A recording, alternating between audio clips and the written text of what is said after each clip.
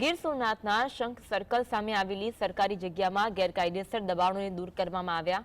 5 JCB, tractor, police બંદોબસ્ત, મામલતદાર staff સહિતની હાજરીમાં દબાણની કામગીરીને હાથ ધરવામાં આવી।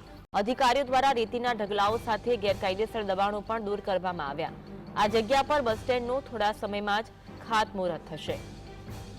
તો 5 જેસીબી, ટ્રેક્ટર અને પોલીસ બંદોબસ્ત સાથે દબાણો દૂર કરવાની કાર્યવાહી કરવામાં આવી હતી અને દબાણો હટાવ્યા બાદ આ જગ્યા પર બસ સ્ટેશનનું થોડા સમયમાં ખાતમુહૂર્ત કરવામાં આવશે।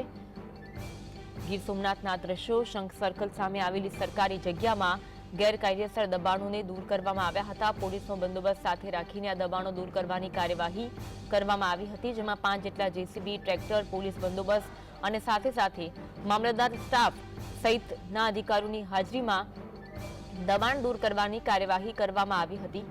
અધિકારીઓ દ્વારા રેતીના ઢગલાઓ સાથે ગેરકાયદેસર દબાણો પણ દૂર કરવામાં આવ્યા। આ જગ્યા પર હવે થોડા સમયમાં નવા બસ સ્ટેન્ડનું ખાતમુહૂર્ત કરવામાં આવશે।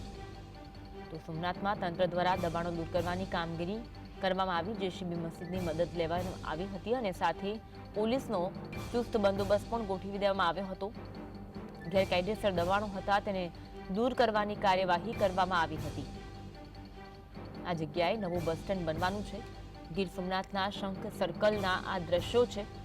પોલીસનો બંદોબસ્ત પણ ગોઠવી દેવામાં આવ્યો હતો જ્યારે દબાણ દૂર કરવામાં આવ્યું હતું। મામલતદારની ટીમ પણ સાથે જોવા મળી હતી અને જેસીબી મશીનની મદદથી ગેરકાયદેસર દબાણો દૂર કરવામાં આવ્યા હતા।